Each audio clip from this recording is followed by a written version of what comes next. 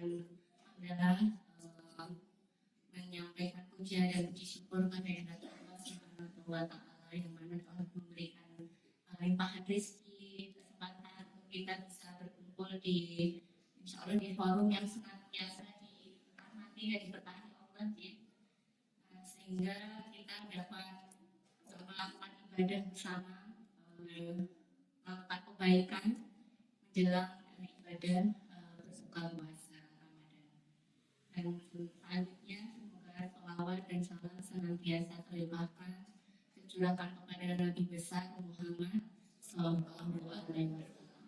Semoga kita semuanya mendapatkan syafaatnya di yaumul akhir. Di kesempatan sore ini diberi kesempatan untuk bisa berbagi terkait kesehatan. Kebetulan memang biasanya saya sering pengajian masyarakat tapi ini beda sekali karena lebih muatan spiritualnya ditampilkan deh. Nanti kalau seandainya ada kurang karena memang saya tidak mendalami ilmu tausiah maksudnya menyampaikan agama, jadi nanti saling mengkoreksi jadi Bapak Ibu nanti bisa saling berbagi juga di sini. Jadi tidak menggurui tapi kita cerita-cerita berbagi dan diskusi. Nanti juga saya mohon bisa sharing pengalaman juga ya nanti. Sebelumnya dari judul kemarin yang sudah di request dan akhirnya disebarkan ya, di status WA mungkin di grup, template-nya itu adalah badan bugar ibadahnya lancar. Gitu ya. Kira-kira kalau dengar judulnya ini maksudnya pripun ya? Badan bugar ibadahnya lancar apa hubungannya? Kita apa ya hubungannya? Kira-kira kok badan bugar kok sakit apa hubungannya kalian ibadah lancar? Oke. Nyaman ya, sering sehat, saya jadi semangat ya. Alhamdulillah sehat ya, sakit tidak sakit ya. Biasanya nak umpamanya boten ya, terus saling ya bukannya dalam diri masing-masing ya. Jadi alhamdulillah dari semuanya dalam kondisi bugar ya. Berarti sehat bugar, berarti dua hal. Ada di sini yang punya hipertensi atau tidak?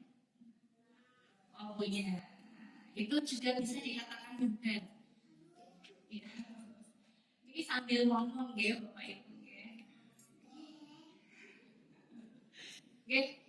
Sehat dan bugar, jadi dua kombinasi ya. Sehat itu belum tentu bugar. Tapi orang sakit itu juga bisa bugar. Walaupun punya sakit, itu bisa mendapatkan bugar. Nah seperti itu, nah bagusnya memang sehat dan bugar. Tapi gimana kalau sakit? Kita tetap masih diikhtiarkan untuk bugar, biar tetap lancar ibadah lancar seperti itu.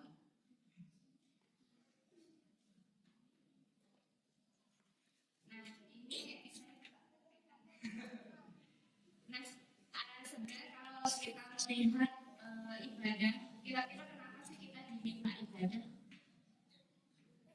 Ini karena Islam ya semuanya kan pastinya insya Allah. Nah ini kan kita diperintahkan untuk ibadah, begitu ya. Nah seperti ada lipat dari dalil itu sudah ada petunjuknya bahwa kita itu diminta untuk beribadah. Nah karena saya tidak hafal, jadinya saya membaca mohon ya, itu ada di Az-Zariyat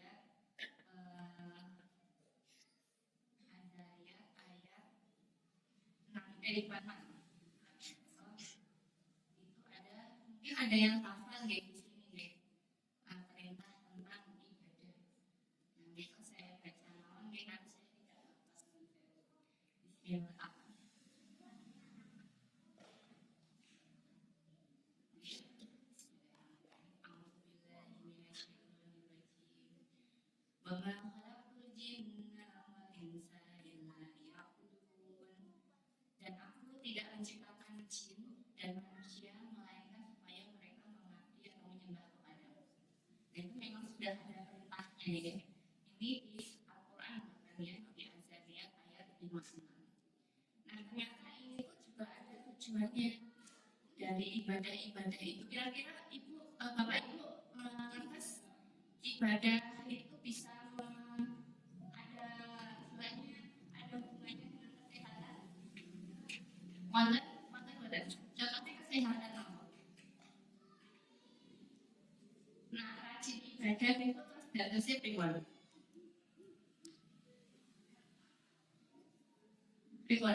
Tambah kesel, apa nih kelalen ya?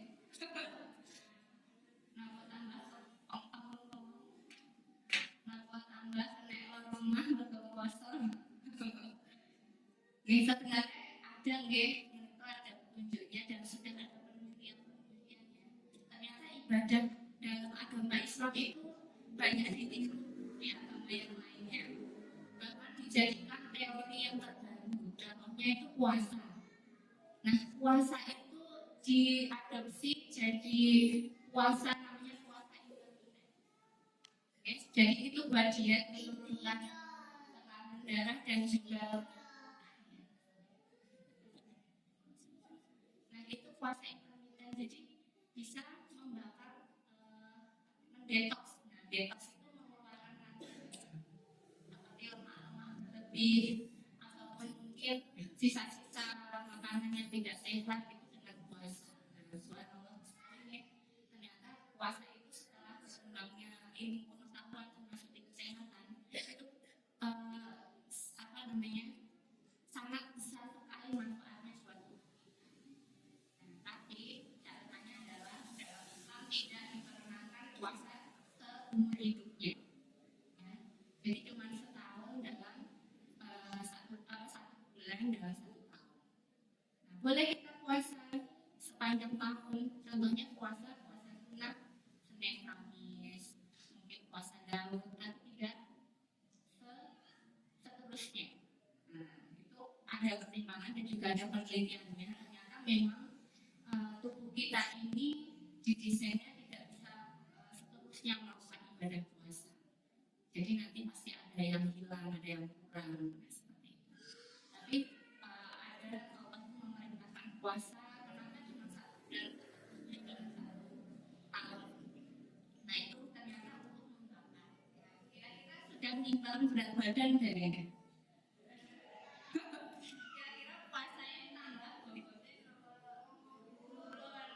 Berarti berhasil ya. Seharusnya memang turun karena tujuan puasa itu untuk membakar racun-racun di dalam tubuh kita. Tapi biasanya kalau habis buka jadi naik lagi ya timbangannya gitu. Jadi kita tetap berbuka secukupnya saja gitu. Karena memang tujuannya tadi untuk membersihkan dari sisa-sisa makanan atau racun-racun di dalam tubuh kita. Nah itu dimanfaatkan di dalam. Nah puasa itu juga biar bisa berjalan lancar dan ibadah-ibadah lainnya, sholat dan juga mungkin ibadah haji atau umrah itu membutuhkan fisik yang sehat dan bugar. Nah dalam ibadah tadi menjalankannya juga harus pakai rasa sendiri.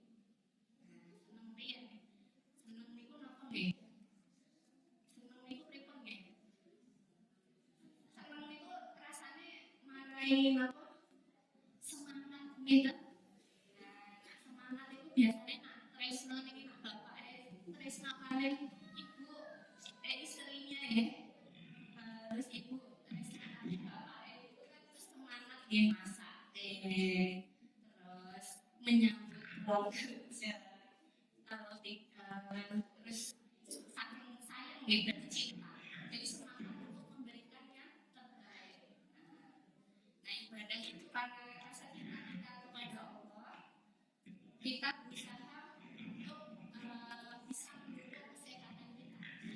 Contohnya adalah kita berikhtiar untuk menjaga kesehatan. Nah kesehatan itu terdiri dari apa nih Bapak Ibu? ada dua, jasmani dan rohani, betul, jiwa dan raga, kesehatan fisik maupun mental, betul. Nah itu dua Nah biasanya yang dipikirkan sehat fisik. Nah pernah nggak berpikir tentang kesehatan jiwanya? Sehat jiwa itu saya berikut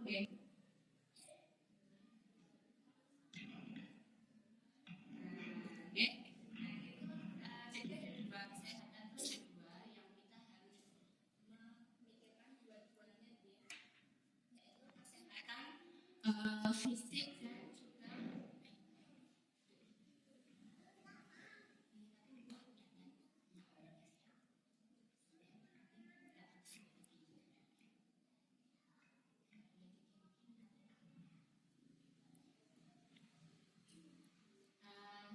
jadinya kesehatan itu ada dua, fisik dan jiwa, fisik dan mental. Istilahnya banyak jiwa, jasmani dan rohani. Nah kita bahas dulu nih. Kira-kira kalau sehat fisik itu yang pripun gitu, fisik badan, jasmani itu saya harus ngomong. Kira-kira terlihat tidak? Terlihat jasmani itu yang bisa kita lihat, kita sentuh. Nah, biasanya kelihatan nih, oh ini kayaknya kok sehat, ini kok kayaknya pucat. Nah, itu adalah kesehatan jasmani. Kira-kira kalau rohani kelihatan nggak? Nah, ini kayak senyum-senyum semangat. Nah, ini yang di dalam tahu ya. Nah, seperti itu nih. Kayaknya kok ada juga yang kok diem aja. Nah, ternyata ada yang ternyata ada yang dipikirkan. Nah, itu bagian dari kesehatan rohani tidak terlihat seperti itu. Sedangkan kalau jasmani itu bisa dilihat dan dirasakan. Nah, kalau kesehatan fisik tadi benar yang kelihatan nih, tapi juga ada yang nggak kelihatan sebenarnya. Contohnya adalah organ dalam. Ya, organ itu bagian tubuh, organ namanya. Nah, kalau organ kepala itu kan ada yang kelihatan sih, ada mata, hidung, telinga, mungkin rambut, mulut yang kelihatan ya di kepala. Terus kalau organ nafas, mungkin hidung yang kelihatan, yang tidak kelihatan apa? Contohnya alat pernafasan itu di dalam dada, paru-paru, betul, tidak terlihat.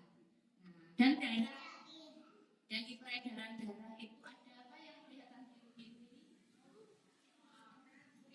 ini? Ya, pembuluh darah namanya. Biru itu pembuluh darah. Dan yang di dalam dada yang tidak terlihat di paru-paru, jantung, betul. Ya, sebenarnya jasmani itu juga ada yang tidak terlihat, tapi bisa diperiksa. Bisa kelihatan dengan alat-alat khusus.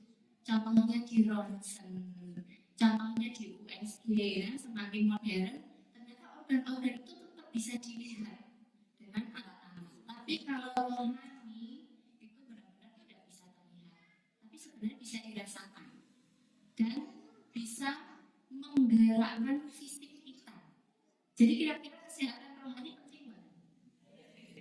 Jadi saling bersambungan gitu. Jadi kita bahas satu ya, kesehatan fisik dulu yang gampang ya. Nah, contohnya kalau kita bisa menggerakkan tangan seperti ini, siapa aja yang bekerja? Jasmani, betul. Yang bergerak apa aja ini? Ada otot, terus dalamnya jari, betul. Terus ada lagi yang tidak terlihat tapi ada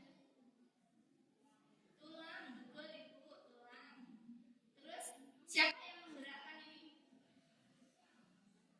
Saraf, betul ibu. Ya, saraf yang ada di sini. Nah, ini juga ada pusatnya yang memerintahkan mana?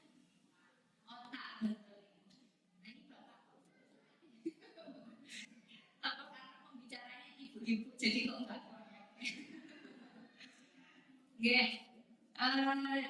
Kira-kira kalau ini otak ya otak ini ada banyak sih sambungan-sambungan namanya neuron. Nah, ini kita mengenal jadinya. di otak ini kita kalau seandainya tidak berfungsi, nah itu juga tidak bisa menggerakkan kalau ada gangguan di saraf otak. Contohnya masalah apa nggak kok ada gangguan di otak terus nggak bisa bergerak gitu? Di salah satunya stroke. Nah, jadi memang di otak itu sangat penting sekali, makanya harus dijaga. Karena kalau sudah cedera itu tidak ada donornya. Contohnya kalau tangan kita nggak ada, nanti ada tangan palsu. Mungkin ada donor kalau masih segar itu bisa ada donornya. Nah, tapi kalau otak itu belum ada donornya. Nah itu makanya ini biasanya dikenalkan sama kesehatan. Kalau otak ada nih. Nah biasanya kalau pakai helm itu tujuannya buat apa nih? Melindungi otak atau menghindari polisi? Oke, biasanya kalau di desa-desa seperti ini kan mungkin dekat aja pakai helm. Nah tapi kalau beberapa kalau di Medan kan gunung-gunung itu walaupun di desa tetap pakai helm karena memang medannya sangat berbahaya. Kalau masih dekat jalannya nggak nanjak-nanjak masih aman, nah itu mungkin tidak pakai helm masih bisa aman ya. Cuma kalau sudah mulai mungkin saya pergi ke Purwosari ya itu kan sudah medannya sangat berbahaya. Seperti itu. Jadi walaupun di desa mungkin tujuannya nggak ada polisi tetap pakai helm jadi bapak ibu ya. Dan ini biasanya yang pakai helm baru jalan kota yang ramai itu yang pakai orang tuanya saja.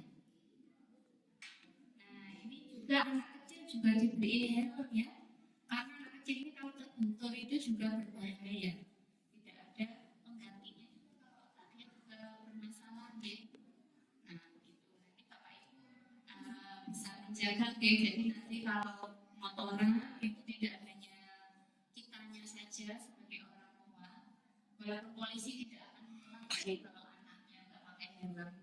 Nah itu tetap harus kita usahakan pakai helm seperti itu. Ya selanjutnya kita belajar oke di otak ini tadi fungsinya untuk berpikir ya, dan juga untuk menggerakkan tubuh kita. Nah selanjutnya itu ada organ yang penting lagi di dalam tubuh kita. Ada organ hati. Hati nah ini beda-beda ya. Kalau di Indonesia itu hati itu hepas nih. Tapi kalau di dalam kesehatan heart itu adalah jantung. Dan bentuknya love itu. Itu sebenarnya adalah jantung gitu. Dan itu juga ada dalilnya nih tentang jantung.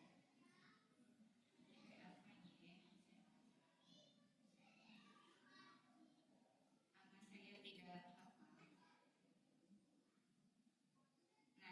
hafal. Nah ini bacanya anak kecil sekali ini hadisnya.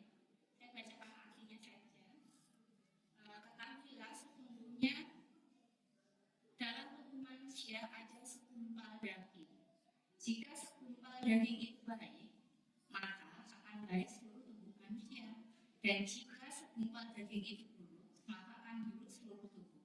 Ketahuilah bahwa segumpal daging itu adalah hati manusia. Ya. Ini kalau dalam secara rohani, hati ini adalah suatu hal yang menggerakkan. Ya, hati nurani. Gitu. Nah, jadi nggak tresno, nggak niat, nggak sampai masjid, nggak bisa menggerakkan tubuh kita untuk sampai di masjid. Itu kalau dalam apa ya? Apalagi ya dalam Islam ya, kalau hati kita tidak baik, tidak ada tujuan baik, mungkin tidak akan tergerak datang ke masjid. Itu kalau dalam Islam ya, dalam spiritual keagamaan. Tapi kalau dalam kesehatan itu hati itu adalah jantung. Ya, jadi segumpal. Seandainya pernah dengar ya, nah kalau otaknya lumpuh, otaknya mati, kira-kira masih hidup nggak? Betul. Selama jantungnya masih bergerak, insya Allah masih hidup. Cuma ya memang nanti kalau otaknya sudah menikmatnya memang harus dibantu dengan alat-alat agar tetap bisa bernafas. Tapi masih hidup. Nah, begitu ya. itu sama dengan hati kita. Kalau hati secara rohani atau secara kejiwaan hati kita itu sudah mati, itu nggak bisa meraih tubuh juga. Begitu kayak tidak mau sholat, tidak mau puasa, tidak mau berbuat baik, nah itu berarti hatinya bermasalah. Nah itu seperti halnya kita kalau jantung kita sedang tidak berdenyut, itu juga dia sudah selesai semua. Kita jantung itu luar biasa ya. Makanya jantung itu juga harus dijaga. Nah kesehatan jantung itu cara menjaganya bagaimana nih Bapak biasanya? Kira-kira dari jantungnya sehat pun Bapak?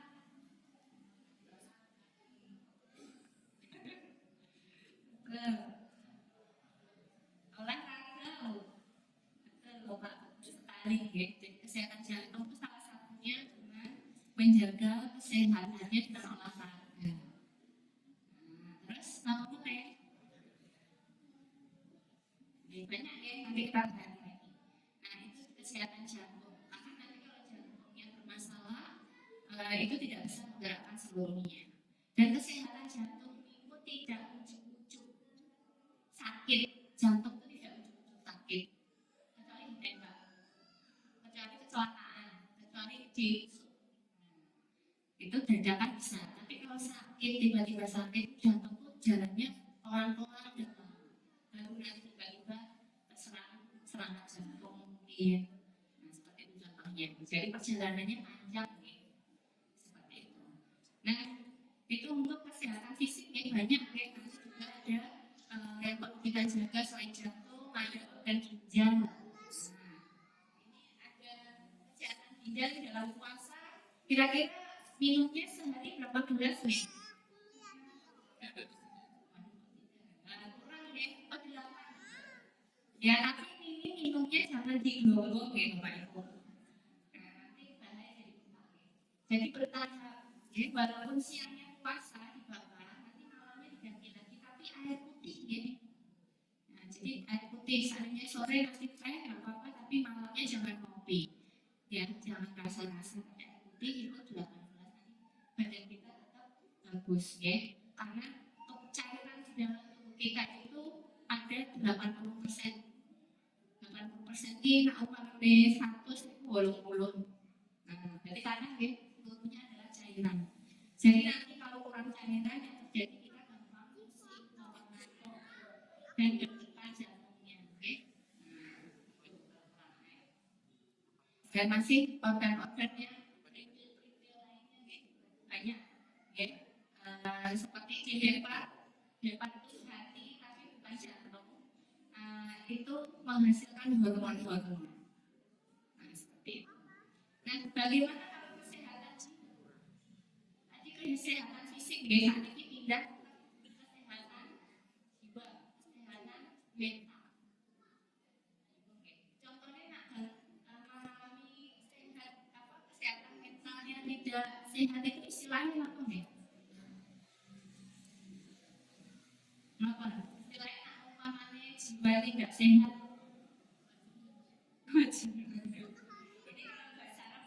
Artinya gila.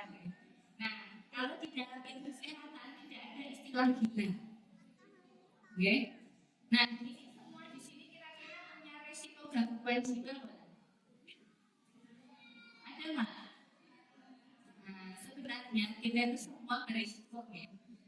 Pernah nggak tidak mengalami stres dalam hidup? Punya masalah kepikiran?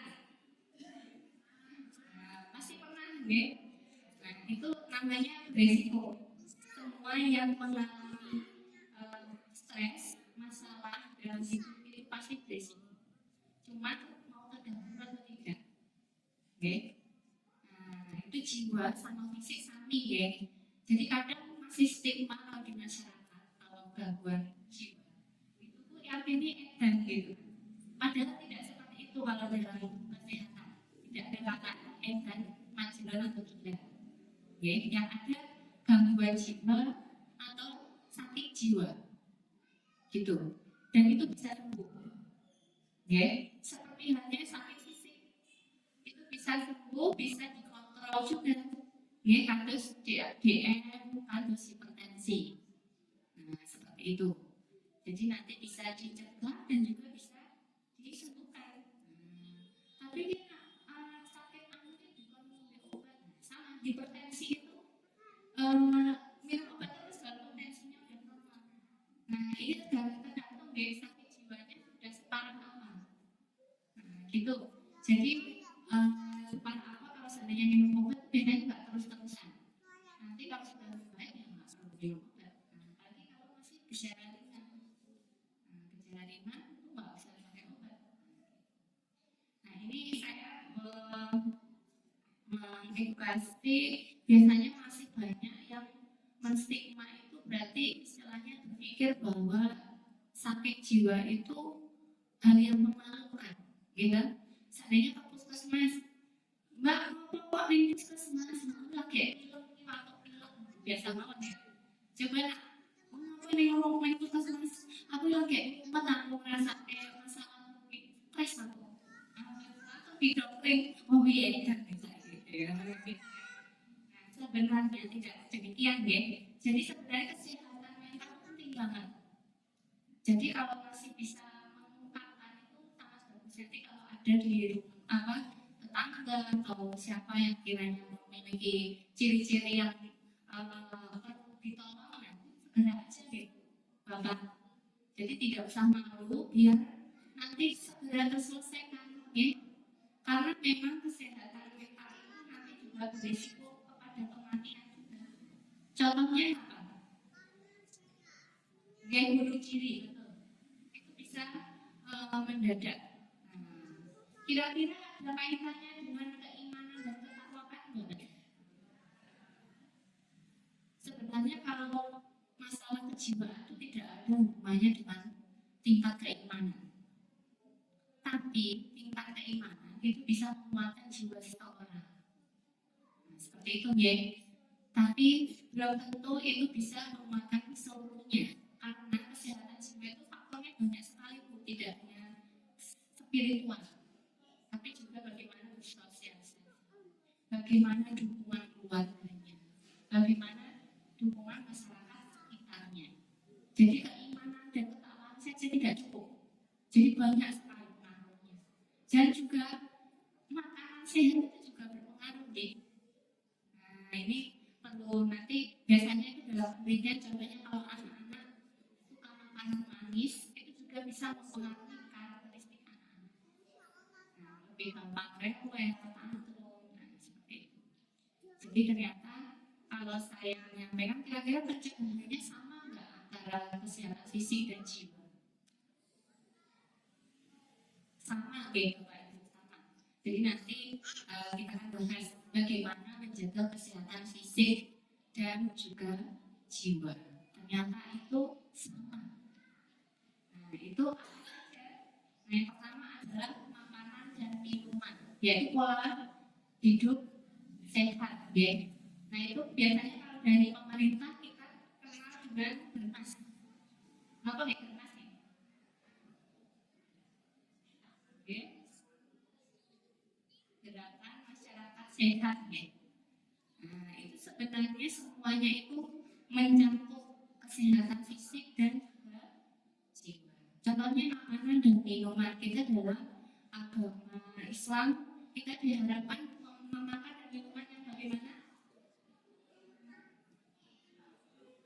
Halal, thayyibah. Berarti halal dan juga bersih, ya. Nah, sebenarnya kalau di logika ini makanannya bersih kok, sehat, bagus, nggak basi, masih fresh, masih baru aja dimasak, masih segar. Nah, kita lihat ini didapatkannya dari mana? Kalau dalam Islam kita diajarkan untuk mempelajari halal.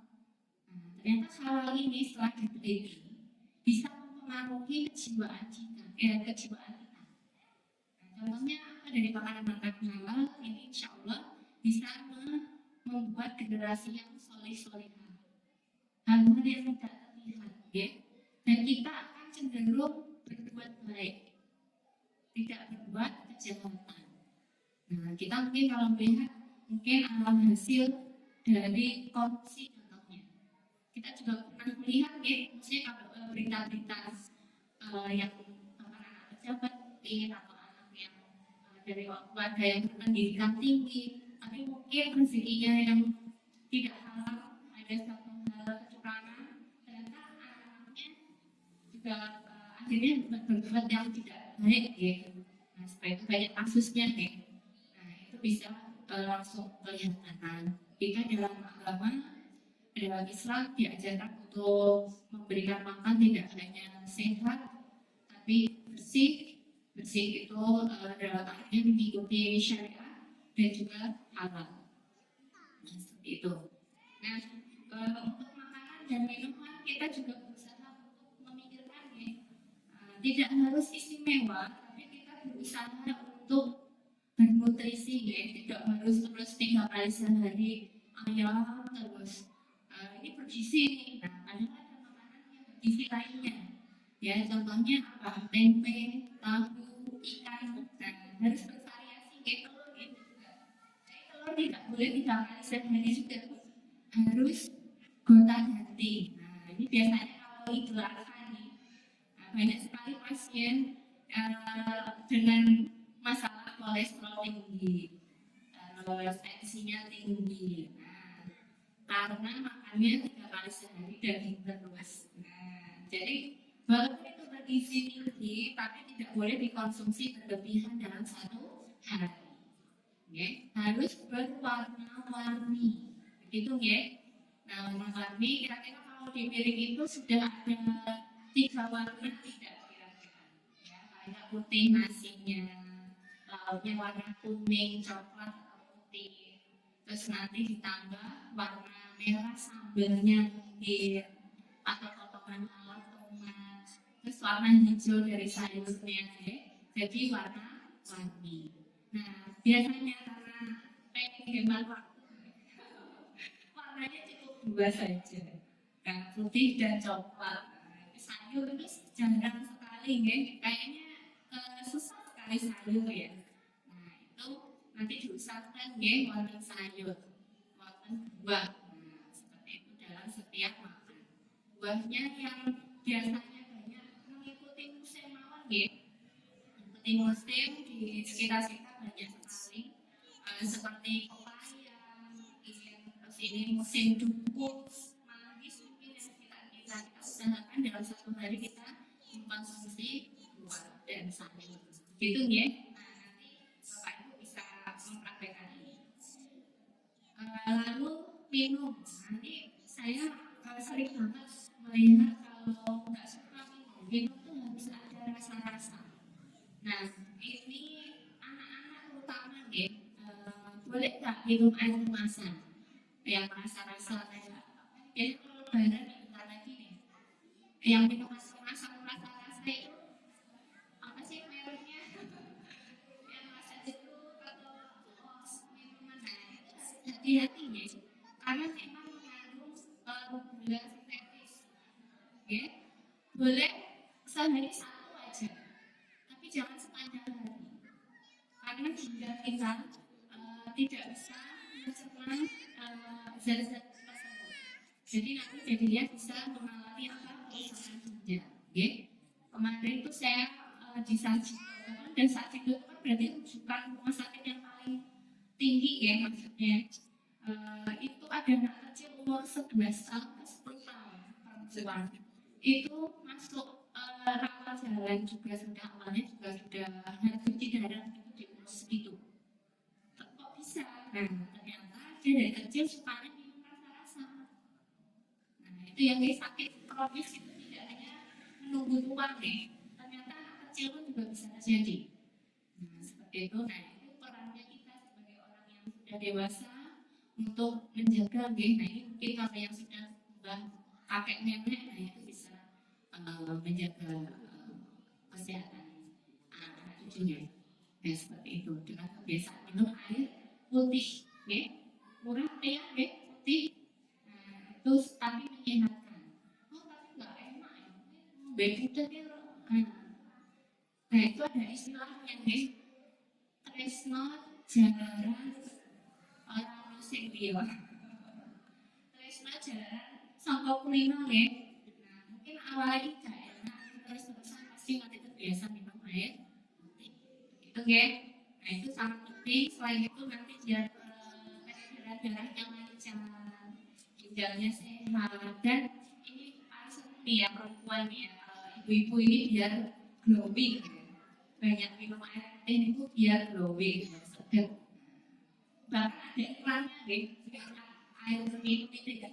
Kalau kurang air minum jadi nggak konsen, wah ini kurang apa. Nah itu kan kalau kurang cairan, jadinya nggak. Jadi mungkin karena sudah dari kuasa beberapa tidak fokus. Ya, selanjutnya tidur, nah ini penting banget. Ini sudah membuka ya. Nah ini kalau tidur kira-kira berapa jam kalau sehari Bapak tidur? 5 jam, 5 6 jam. Kalau biasanya tidurnya berapa jam ini? 4 jam. Nah sebenarnya kalau menurut teori itu tidur itu 8 jam. Nah, seorang mungkin jam. Mereka tadi subuhan, besok sahur. Ya, tapi bisa diambil siangnya. Ya. Nah, sebenarnya juga ada beberapa teori. Kalau kita tidurnya walaupun 8 jam, tapi kalau bangun itu juga tidak berkualitas gitu. Jadi harus full. Nah, kira-kira kalau 4 jam, tapi full itu tidak full. Nah, itu sebenarnya beberapa orang itu bisa cukup, tapi harus benar-benar tidur lelap ya. Tidur itu kenapa? Kira-kira saya ini udah 10 hari terakhir Ramadan, kita berlomba-lomba mengejar Lailatul Qadar. Sebenarnya ya betul, tapi bukan berarti kita mulai terus ya. Tetap harus istirahat.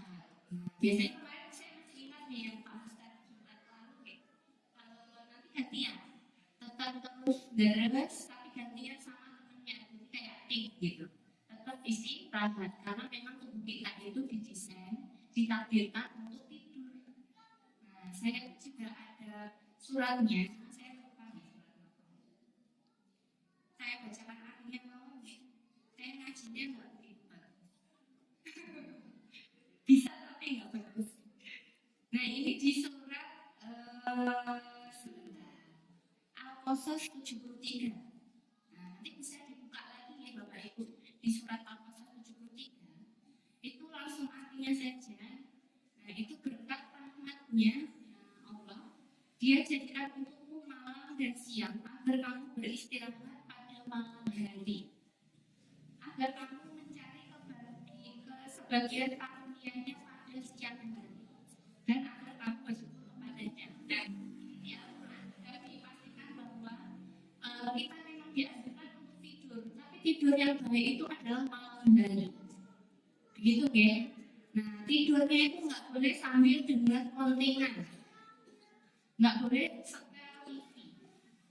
Nah lampunya juga harus dimatikan. Jadi benar-benar tidur kayak orang mati gitu. Jadi kayak kita ini sebenarnya dalam fase kematian. Seperti mati beneran kan itu kalau di kuburan tidak ada lampu tidak ada suara-suara. Nah itu kita diistirahatkan antara seperti itu. Jadi nanti diistirahatkan. Kenapa kita harus tidur?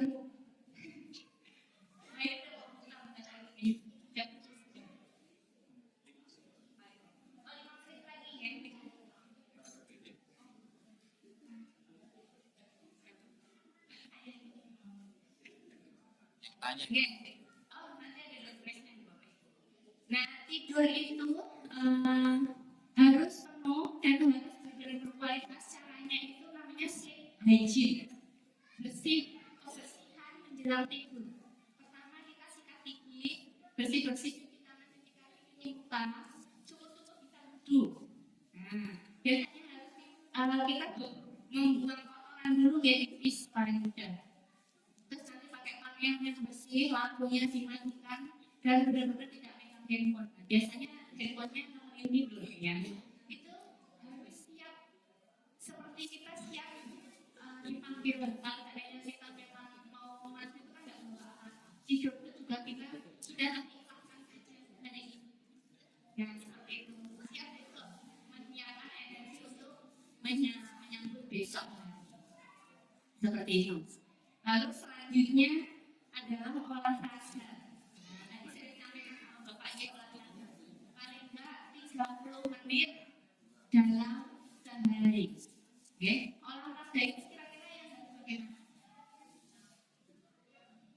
Oke, olahraga itu bukan yang disenangi, tapi olahraga yang kita mampu. Oke, biasanya yang mampu banget kok. Tapi tidak rutin. Nah nanti tiba-tiba bal-balan yang ada apa jantungnya jadi payah, jadi serangan jantung. Terus olahraga tidak sehat. Nah gitu ya. Jadi olahraga itu bagusnya manage. Nah ini sudah mau berbuka. 1 menit lagi ya. Oh ya, ini ada amanah dari jamaah. Kita berpres nih. Nah ini istilahnya tanya jawab dengan siapa yang mau bertanya terlebih dahulu deh. Kita diskusi ya. Siapa yang mau bertanya pertama ya. Pertanyaan pertama nanti dapat berpres. Monggo 1 orang.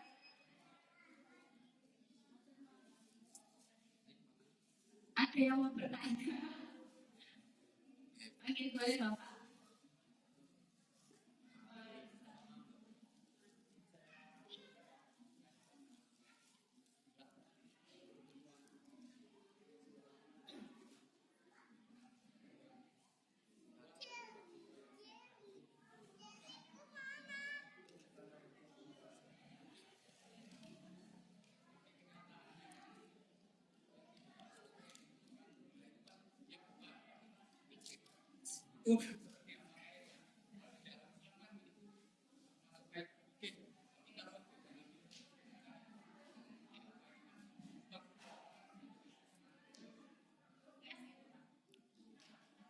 Diabetes Oh, ya.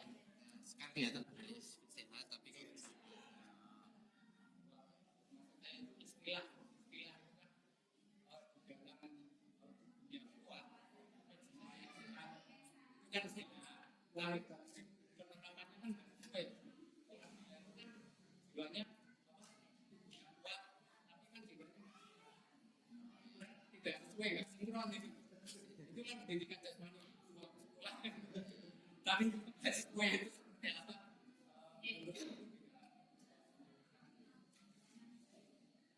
Berarti misalnya incorporate oke dalam mesin di dalam rangka yang sehat dan sehat itu sehat atau baik.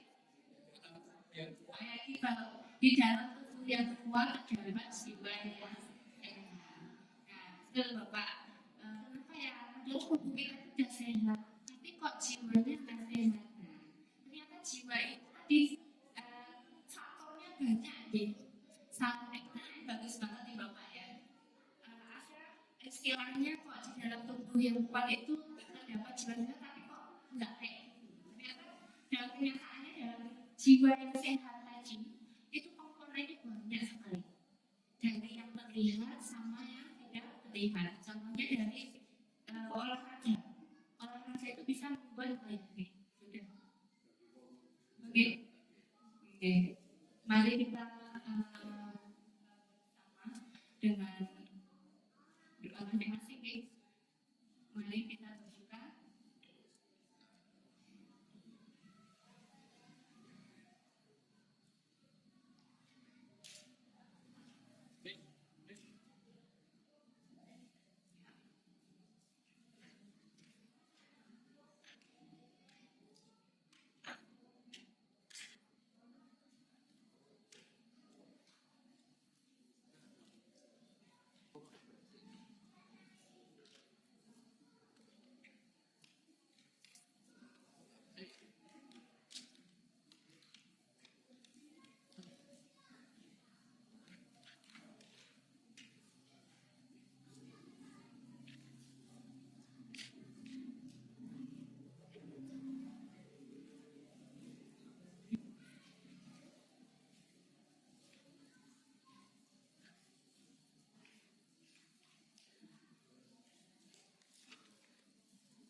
Yuk,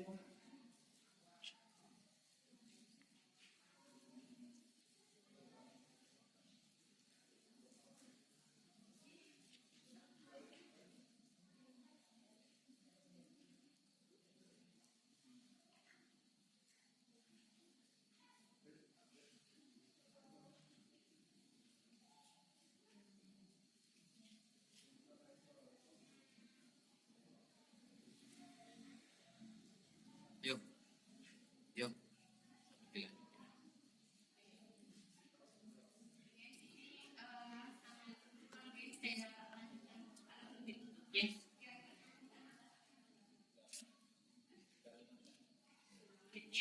Nah, ini tadi diselesaikan dulu yang ditanyakan karena memang komponen sehat jiwa atau jiwa yang sehat itu tidak cukup fisik saja nih Bapak. Nanti ada faktor spiritual, ya kepercayaan identitasnya bagaimana. Bagaimana dia bisa bersosialisasi atau tidak. Terus bagaimana dia pengharmonisan dengan keluarganya dan bagaimana dia di apa istilahnya diasuh sama orang tuanya, bagaimana dia pendidikannya, lingkungannya, ini banyak sekali faktornya. Seperti itu. Jadi memang salah satu kejahatan baik bisa mempengaruhi jiwanya. Itu ya. Jadi tidak cukup. Tapi itu memang bisa satu dari fisik itu bisa menyehatkan jiwa. Tapi masih banyak faktor-faktor yang harus disehatkan lagi. Ya itu tadi sehat yang mendukung dari makanan, itu juga ukur dari keagamaannya, sosialisasinya, atau bermasyarakatnya bagaimana. Oke, ini karena yang pertama ada pertanyaannya bagus sekali. Ini buat Bapak.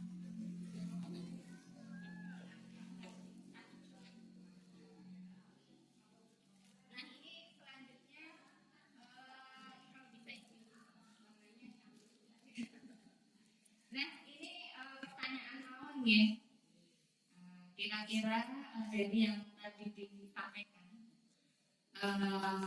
Nah ini saya bertanya tapi lebih ke pengalaman awal ya. Mungkin kira-kira kalau seandainya kita punya sakit kronis, contohnya mungkin diabetes atau hipertensi, bagaimana caranya biar bukan?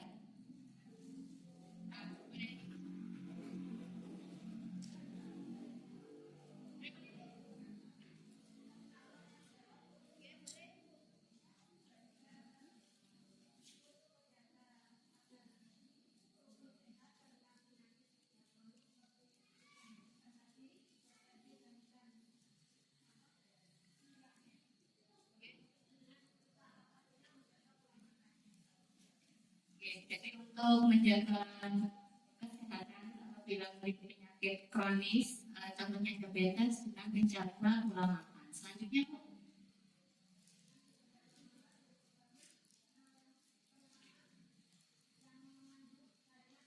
yang mengandung banyak gula. Oke. Oke.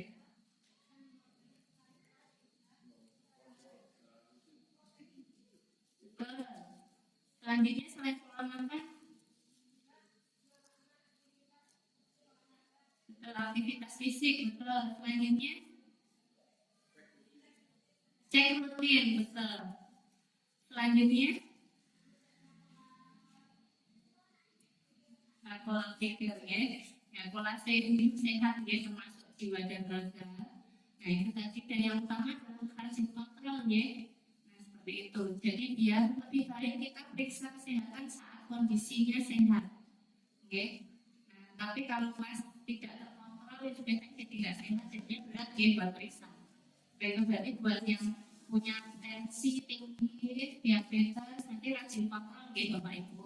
Biar nanti tetap sehat dan bugar. Ya. Jadi kalau punya DM ataupun hipertensi itu memang sudah case-nya. Jadi disyukuri dan juga dijaga gitu. Ya. Dan tetap dijaga tetap sehat dan bugar.